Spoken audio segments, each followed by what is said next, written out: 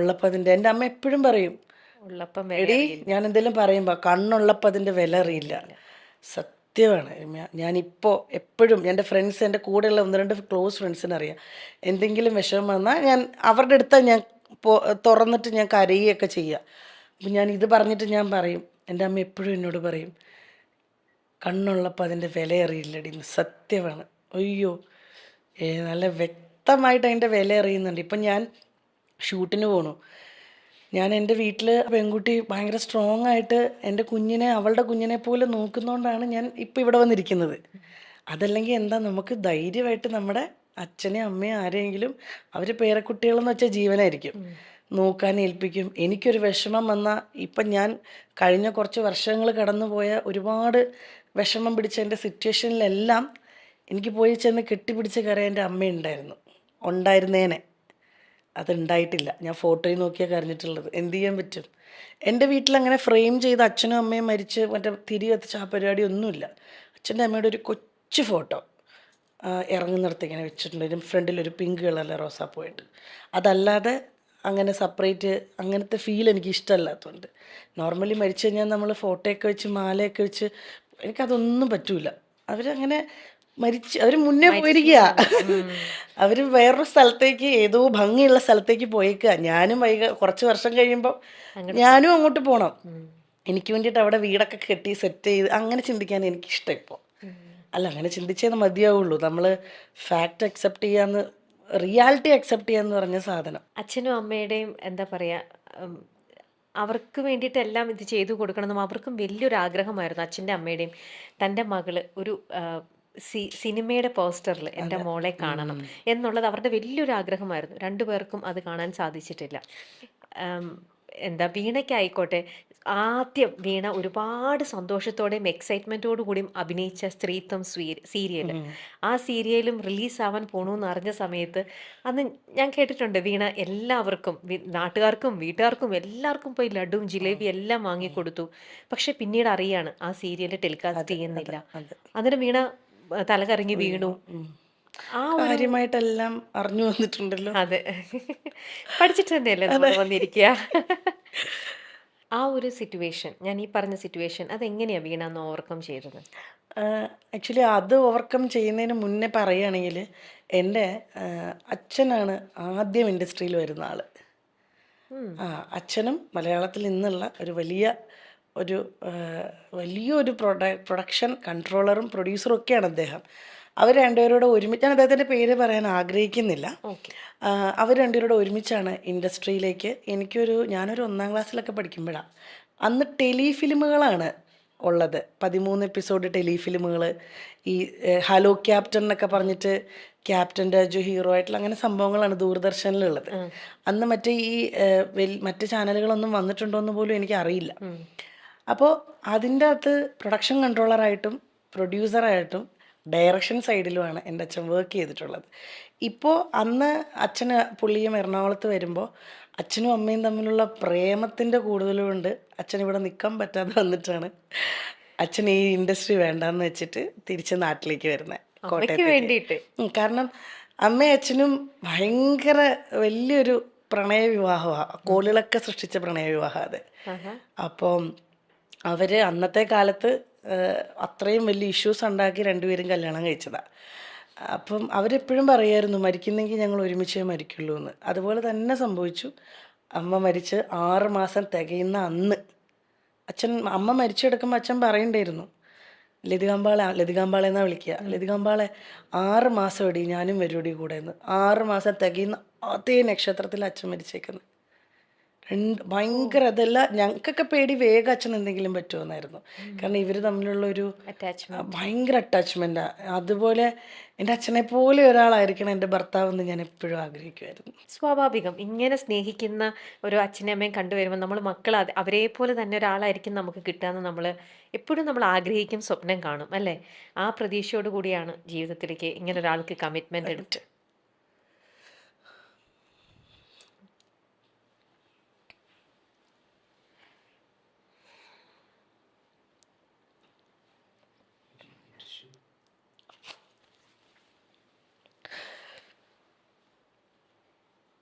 വീണ,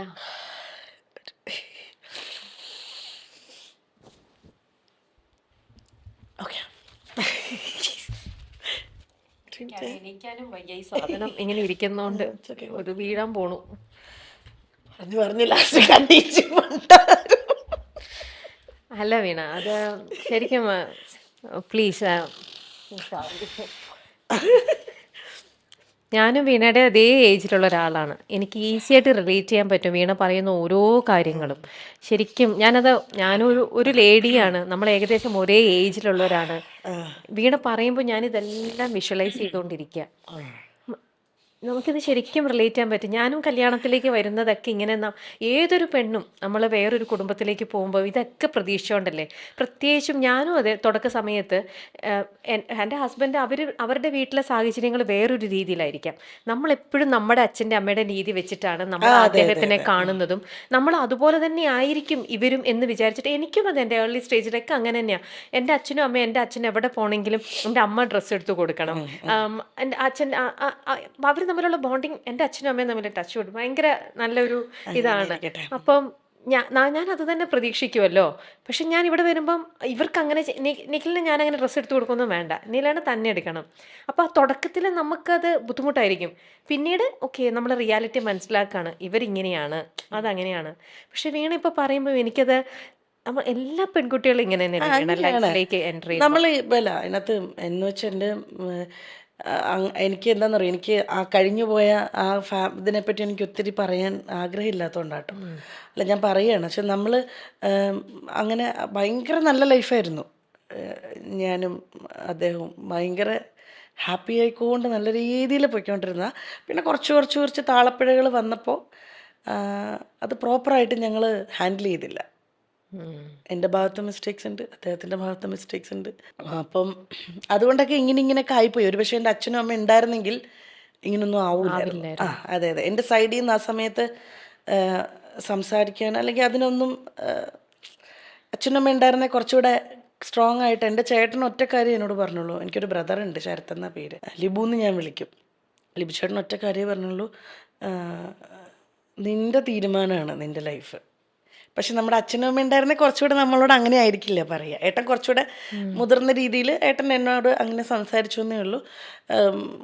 ബാക്കി എനിക്ക് കണ്ണൻ്റെ വീട്ടിൽ വേറെ അങ്ങനത്തെ വലിയ ഇതൊന്നും ഉണ്ടായിരുന്നില്ല. ഞങ്ങൾ കുഴപ്പമില്ലായിരുന്നു, ഞാൻ ഓക്കെ ആയിരുന്നു, ഞങ്ങൾ ഹാപ്പി ആയിരുന്നു. ഞങ്ങൾക്ക് ഒത്തിരി നല്ല ഗുഡ് മെമ്മറീസ് ഉണ്ട്. പിന്നെ ബാഡ് മെമ്മറീസ് ഉള്ളത് അത്ര നല്ലതല്ല, അത്രയേ ഉള്ളൂ. അതെൻ്റെ ഭാഗത്തു നിന്നും അദ്ദേഹത്തിൻ്റെ ഭാഗത്തു നിന്നും എങ്ങനെയോ ആയിക്കോട്ടെ. അതെ, ഒരു ഫാമിലിയിൽ അത് ഗുഡ് മെമ്മറീസും ബാഡ് മെമ്മറീസും ഉണ്ടായിരുന്നു. അതിനകത്ത് ഗുഡ് മെമ്മറീസ് ഒത്തിരി ഉണ്ട്. അതുകൊണ്ട് എനിക്ക് ഇപ്പോഴും എനിക്ക് അദ്ദേഹത്തെ വെറുക്കാനോ അദ്ദേഹത്തോട് ദേഷ്യമോ അല്ലെങ്കിൽ ഒന്നുമില്ല. എനിക്കിപ്പോഴും അതുകൊണ്ട് എൻ്റെ മോൻ്റെ അച്ഛൻ എന്നുള്ള രീതി എനിക്ക് ഭയങ്കര ഇഷ്ടമാണ് അയാളെ ഇപ്പോഴും. കാരണം at the end of the day ഞങ്ങൾ തമ്മിൽ ഇത്രയും വർഷം ഒരുമിച്ചുണ്ടായിരുന്നതാണ്. നമ്മൾ ഒരു ദിവസം നമ്മൾ പിരിഞ്ഞു അല്ലെങ്കിൽ പിണങ്ങിയെന്ന് വെച്ചിട്ട് ഞാൻ അദ്ദേഹത്തെ കുറേ കുറ്റപ്പെടുത്തി, അല്ല അദ്ദേഹം എന്നെ കുറേ കുറ്റപ്പെടുത്തി. ഞാൻ ഓരോ പബ്ലിക് പ്ലാറ്റ്ഫോമിൽ പോയി നമ്മളിരുന്ന് സംസാരിച്ചിട്ട് ഒന്നും നേടാനില്ല. അദ്ദേഹം നല്ല മനുഷ്യനാണ്. അദ്ദേഹത്തിന് അങ്ങനെ ഞങ്ങളതായിട്ടുള്ള പേഴ്സണൽ പ്രശ്നങ്ങളാണ് അതൊക്കെ. പക്ഷെ അത് മോനെ ബാധിക്കരുതെന്ന് ഞങ്ങൾക്ക് ഭയങ്കര നിർബന്ധമുണ്ട് കേട്ടോ, രണ്ടുപേർക്കും. അത് ഞങ്ങൾ മോനെ ബാധിപ്പിച്ചിട്ടേ ഇല്ല. ഇപ്പം അവധി വന്നപ്പോൾ കണ്ണൻ്റെ കൂടെ ആയിരുന്നു ഓൾമോസ്റ്റ് ദിവസങ്ങൾ. കാരണം എനിക്ക് നല്ല തിരക്കായിരുന്നു. അപ്പം ഞാൻ തന്നെ വിളിച്ചിട്ട് പറഞ്ഞു, കണ്ണ കുറച്ച് ദിവസം കൂടെ അവനോട്. അതിനെന്താ, കണ്ണന് സന്തോഷമില്ലല്ലോ. അപ്പം ഒരു അച്ഛനെന്ന രീതിയിലും അമ്മയെന്നുള്ള രീതിയിലും അവൻ ഹാപ്പിയാണ് ഞങ്ങളുടെ കാര്യത്തിൽ.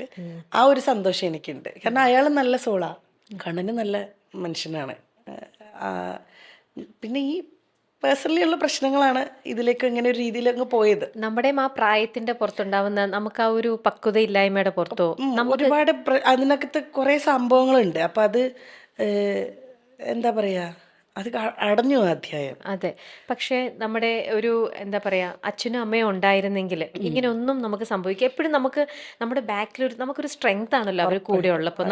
നമുക്ക് തെറ്റ് പറ്റിയിട്ടുണ്ടെങ്കിൽ അവർ നമുക്ക് പറഞ്ഞു തരും, അല്ലേ, ഇതുപോലെ ഇത് ചെയ്യണം, മറ്റുള്ളവരുടെ ആണെങ്കിലും. അപ്പം അങ്ങനെ ഇപ്പോഴാണെങ്കിലും ഇപ്പം വീണയ്ക്ക് എപ്പോഴെങ്കിലും അത് റിഗ്രറ്റ് ചെയ്യുന്നുണ്ടോ? എന്താണ് ഞാൻ എടുത്തു പോയ ഒരു ഡിസിഷൻ? അല്ലല്ല, റിഗ്രറ്റ് ഒന്നുമില്ല.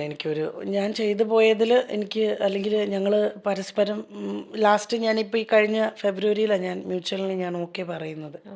അപ്പം അതിനകത്ത് റിഗ്രറ്റ് ഒന്നുമില്ല. കണ്ണൻ ഹാപ്പിയാണ്. ഒരു പക്ഷെ അതാണ് ചിലത് പറയില്ലേ, ചേരേണ്ടത് ചേരണമെന്ന് പറയില്ലേ.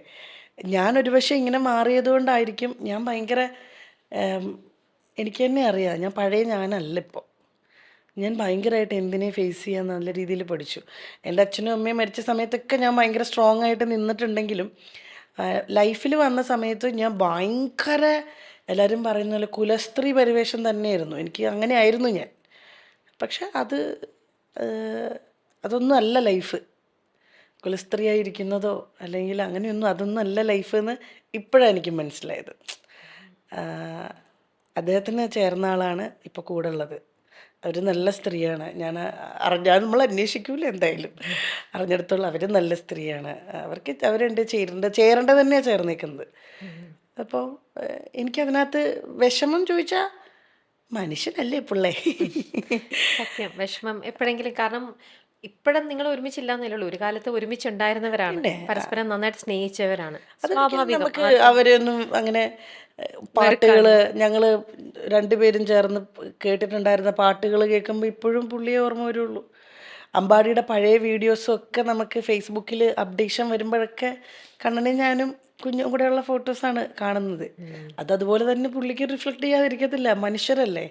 പിന്നെ at the end of the day പുള്ളി അങ്ങനെ ഗ്രഡ്ജോ വൈരാഗ്യോ അങ്ങനത്തെ ഉള്ള ഒരു ആളല്ല.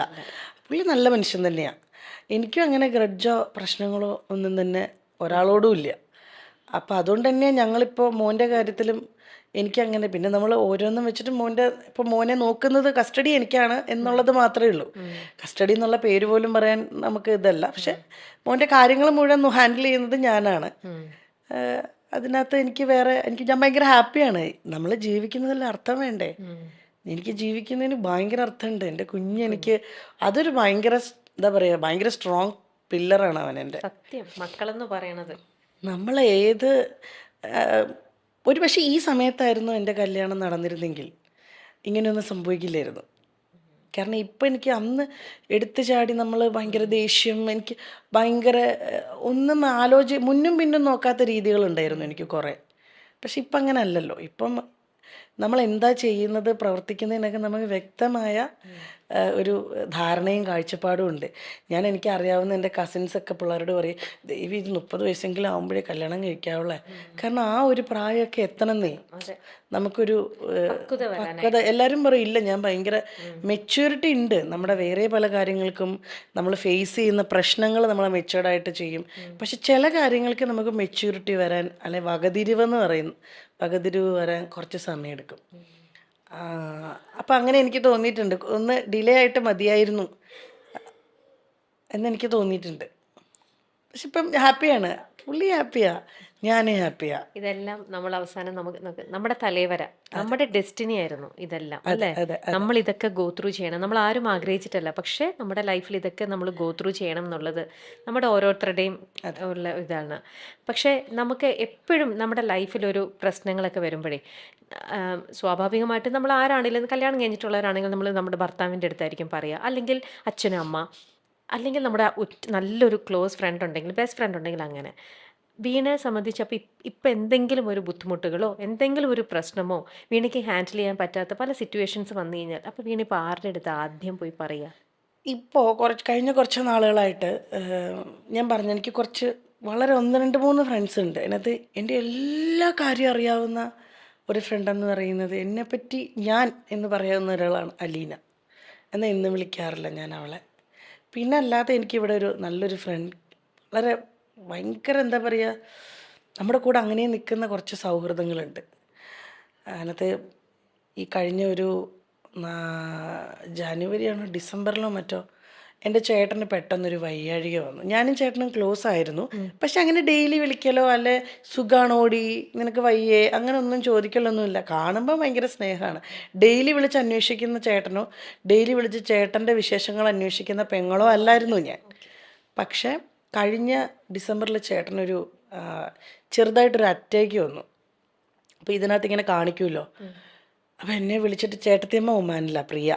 അപ്പോൾ എന്നെ പ്രിയ വിളിക്കുന്നത്, എടി ചേട്ടന് വയ്യ, നീ ഒന്ന് അത്യാവശ്യമായിട്ട് തിരുവനന്തപുരം ചെല്ലണം എന്ന് പറഞ്ഞ് ഞാൻ ആ ഇട്ട നിൽക്കുന്ന ട്രാക്ക് സ്യൂട്ടും ഒരു ടീഷർട്ടും ഇട്ടിട്ട് അതിട്ടെടുത്തിട്ട് ഞാൻ വണ്ടി എടുത്തിട്ട് എനിക്ക് വണ്ടി എടുക്കാൻ പറ്റണില്ല. അങ്ങനെ റാഫി എൻ്റെ ഡ്രൈവറിനെ വിളിച്ചിട്ട് അപ്പം തന്നെ ഞാൻ തിരുവനന്തപുരത്തേക്ക് പോകുന്നത്. ആ പോണ പോക്കിലാണ് എനിക്കൊരു ഭയങ്കര പേടിയായി. ദൈവം എൻ്റെ ചേട്ടന്, കാരണം ആ സെയിം ഹോസ്പിറ്റലാണേ. എൻ്റെ ചേട്ടൻ എന്തെങ്കിലും പറ്റുമോ, ഇത് ആലോചിച്ചാൽ ഞാൻ അവിടെ വരെ എത്തുന്നത്. അപ്പം ഞാൻ ഇടയ്ക്കിടയ്ക്ക് ഫോൺ വിളിച്ച് ചോദിക്കുന്നുണ്ട്. ചേട്ടൻ നേഴ്സാ, പക്ഷെ ചേട്ടൻ നല്ല പേടിച്ചു തോറിയാ ചേട്ടൻ്റെ കാര്യത്തിൽ. ചേട്ടൻ 108 നേഴ്സാ.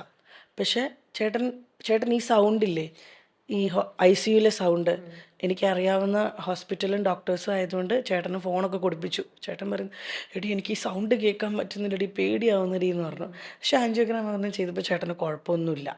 പക്ഷെ ഞാൻ അവിടെ ചെന്നു. പക്ഷെ അന്ന് മുതൽ ഞാനും ചേട്ടനും ഭയങ്കര ക്ലോസായി. ഞാൻ ഓടി ചെന്നപ്പോൾ ചേട്ടൻ്റെ സമാധാനം എനിക്ക് മനസ്സിലായി. ഞാൻ എനിക്ക് പിറ്റേന്ന് ഷൂട്ടുണ്ട്. എന്നിട്ട് ഞാൻ പിറ്റേ ദിവസം ലേറ്റ് നൈറ്റാണ് ഞാൻ അവിടെ നിന്ന് തിരിക്കുന്നത്. അതുവരെ ചേട്ടൻ്റെ കൂടെ ഇരുന്ന് ചേട്ടനെ കംഫർട്ടാക്കി. അതിനുശേഷം ഞാനും ചേട്ടനും ഭയങ്കര ക്ലോസാണ്, ചേട്ടത്തിയമ്മയായിട്ടും പണ്ടത്തെ ഇതിലും. കാരണം എനിക്കൊരു തോന്നൽ, ദൈവം എൻ്റെ ചേട്ടനും കൂടെ എന്നെ വിട്ടേച്ചപ്പോൾ ഞാൻ എന്ത് ചെയ്യും, അങ്ങനെ ഒരു പേടി ഉള്ളിൽ വന്നിട്ട് അതിനുശേഷം ഞങ്ങൾ 3 പേരും തമ്മിലുള്ള ബോണ്ടിങ്, ഏട്ടത്തിയമ്മയും ഞാനും, എനിക്ക് ചേട്ടന് വേണ്ടി എനിക്ക് സ്റ്റാൻഡ് ചെയ്യണം, ചേട്ടനും അതുപോലെ തന്നെ എല്ലാ കാര്യത്തിലും എൻ്റെ ഇടപെടുന്നു. എൻ്റെ പ്രശ്നങ്ങൾ വരുമ്പം ഞാൻ ചേട്ടാ ഇങ്ങനെയാ ചേട്ടാ, ഞാൻ എന്താ ചെയ്യുക. അപ്പോൾ അന്ന് ഡിവോഴ്സ് ചെയ്യുന്ന സമയത്തും എൻ്റെ ചേട്ടൻ തിരുവനന്തപുരത്ത് നിന്ന് ചേട്ടൻ കൂടെ വന്നിട്ടാണ് ഞാൻ സൈൻ ചെയ്യാനെല്ലാം പോയത്. അപ്പോൾ ഇപ്പോൾ ചേട്ടൻ എനിക്കിപ്പോൾ ഭയങ്കര ഒരു, എൻ്റെ എന്താ പറയുന്നത്, ഇത്രയും കുറേ ചെറുതിലെ എനിക്ക് നഷ്ടപ്പെട്ടു പോയിരുന്ന ഒരു ബോണ്ടിങ് ഉണ്ടായിരുന്നു. ചെറുതിലെന്ന് വെച്ചാൽ ഒരു ചേട്ടൻ്റെ കല്യാണമൊക്കെ കഴിഞ്ഞ് ചേട്ടൻ ബിസിയായി, ഫാമിലി 2 മക്കളുണ്ട്, അവരവരുടെ ലൈഫ്. അതിൽ നിന്ന് മാറി ഞാനും ചേട്ടനും പ്രിയയൊക്കെ തമ്മിൽ ഇപ്പോൾ ഒരു ഭയങ്കര ബോണ്ടുണ്ട്. അതിന് ശേഷം ഞാൻ എൻ്റെ ഫാമിലിയിലുള്ള പലരുമായിട്ടും കൂടുതൽ ഞാൻ ബോണ്ടിങ് വെച്ചു. എൻ്റെ ചിറ്റപ്പൻ, എൻ്റെ അച്ഛൻ്റെ പെങ്ങളുടെ ഫാമിലി, അമ്മാമ്മ, എല്ലാവരുമായിട്ട്. കാരണം എനിക്ക് ആരെയും നഷ്ടപ്പെടരുത്, ഉള്ള സമയം എനിക്ക് എല്ലാവരുടെയും കൂടെ വേണം, അങ്ങനത്തെ ഒരു തോന്നൽ ആ ഒരു ഇതിന് ശേഷം എനിക്ക് വന്നത്, ചേട്ടൻ്റെ ഒരു പെട്ടെന്നുള്ള വയ്യാഴികയ്ക്ക് ശേഷം.